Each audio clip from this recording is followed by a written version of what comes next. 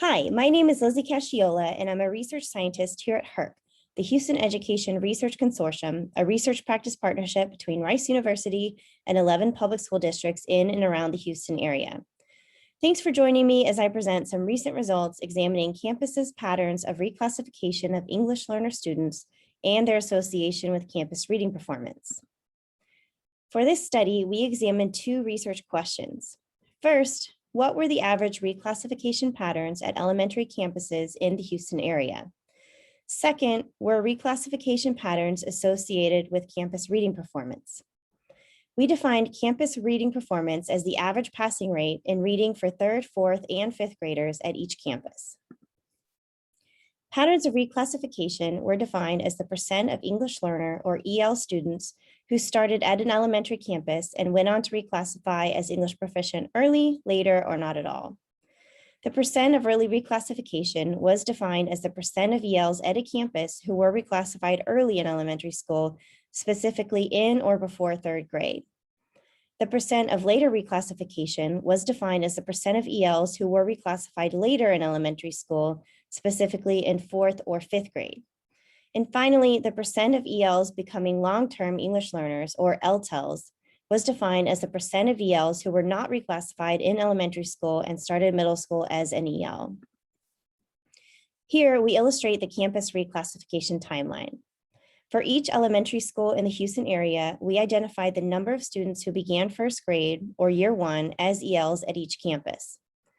The percent of ELs who reclassified as English proficient in second or third grade made up the campus's percent of early reclassification. The percent of ELs who reclassified in fourth or fifth grade made up the campus's percent of later reclassification.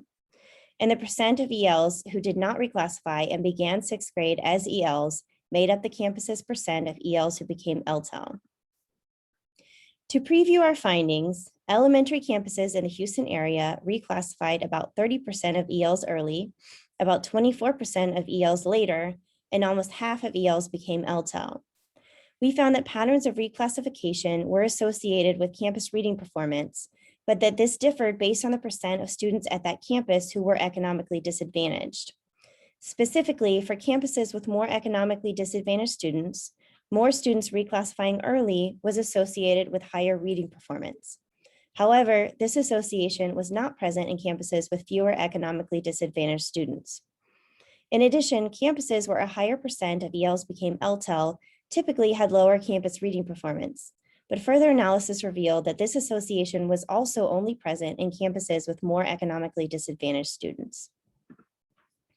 For this study, we examined 3 cohorts of EL students who began first grade at 370 Houston area campuses in the 2012-2013, 2013-2014, and 2014-2015 school years. A campus's patterns of reclassification were determined based on the students who started at that campus and remained in Texas public schools 5 years later. To account for mobility, parallel analyses were conducted only for students who stayed at the same elementary campus all 5 years, and results were the same.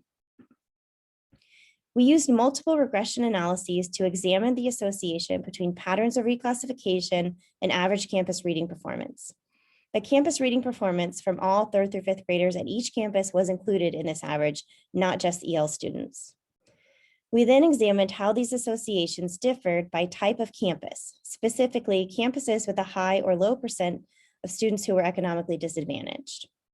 We controlled for a multitude of important variables, including the total number of ELs at that campus, as well as several additional campus characteristics and relevant neighborhood factors. So what did we find? The average percent of early reclassification was 30%. In other words, on average, campuses reclassified 30% of ELs early, meaning third grade or earlier. This graph shows you the range of percent of early reclassification across campuses. You can see that this ranged from campuses with 0% early reclassification to 100% early reclassification. However, most campuses had a percent of early reclassification lower than 50%. The average percent of ELs who became LTEL was 46%. In other words, on average, elementary campuses in the Houston area did not reclassify 46% of ELs who began middle school as LTEL. Again, the percent of ELs becoming LTEL ranged from campuses with 0% of ELs becoming LTEL to campuses with 100% of ELs becoming LTEL. Most campuses had a percent of ELs becoming LTEL between 20 and 80%. When examining the association between a campus's percent of early reclassification and reading performance among all elementary campuses in the Houston area, there was no significant relationship. While this line looks slightly positive, it is not statistically significant. So on average, a campus's rate of early reclassification was not associated with campus reading performance. However, we find different associations depending on the percent of economically disadvantaged students at that campus. The light blue line on the top shows this association for campuses with a lower percent of economically disadvantaged students, here defined as 40%. For campuses with fewer economically disadvantaged students, the percent of early reclassification was not associated with the campus's reading performance.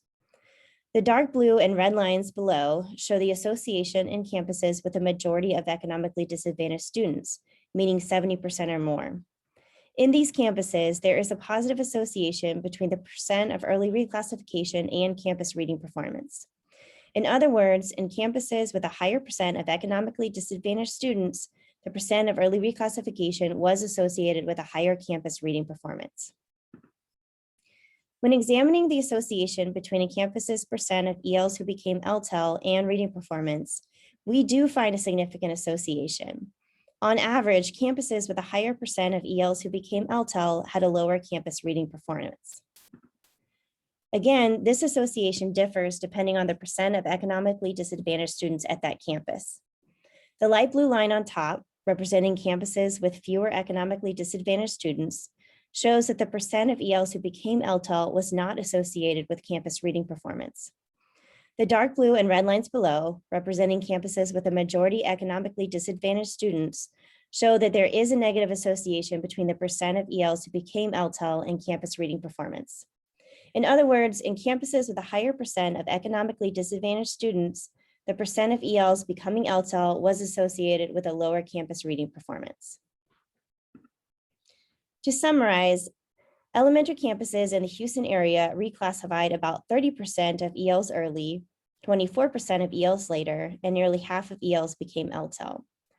Among campuses with fewer economically disadvantaged students, patterns of reclassification were not associated with campus reading performance. However, among campuses with a majority of economically disadvantaged students, campuses with a higher percent of early reclassification tended to have a higher campus reading performance. In contrast, campuses with a higher percent of ELs who became LTEL tended to have a lower average reading performance.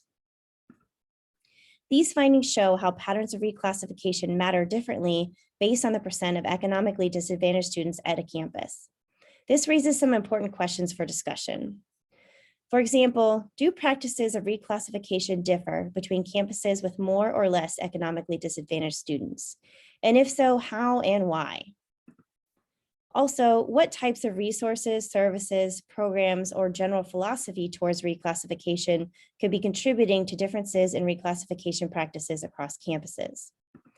And finally, does access to resources help explain how reclassification patterns matter differently for schools based on the percent of economically disadvantaged students who attend these campuses? For next steps, we will continue to investigate long-term English learners in the Houston area. For our next campus level research questions, we will examine what factors predict a campus's percent of ELs who become LTEL. In addition, we will examine if campuses with a higher or lower percent of ELs who become LTEL are geographically clustered around the Houston area. We will also examine some important student level research questions, such as what predicts a student becoming LTEL? In other words, what factors place an EL at risk for becoming LTEL and what factors help prevent an EL becoming LTEL? Finally, while we see that early reclassification can benefit campuses with more economically disadvantaged students, does this finding remain for individual students? In other words, does early reclassification benefit economically disadvantaged students in a way that mirrors the benefit to the campus? We look forward to continuing to explore these important questions. I want to thank you very much for joining me today. If you have any questions, please contact me, Lizzie Casciola, at the email address on your screen. Have a wonderful day.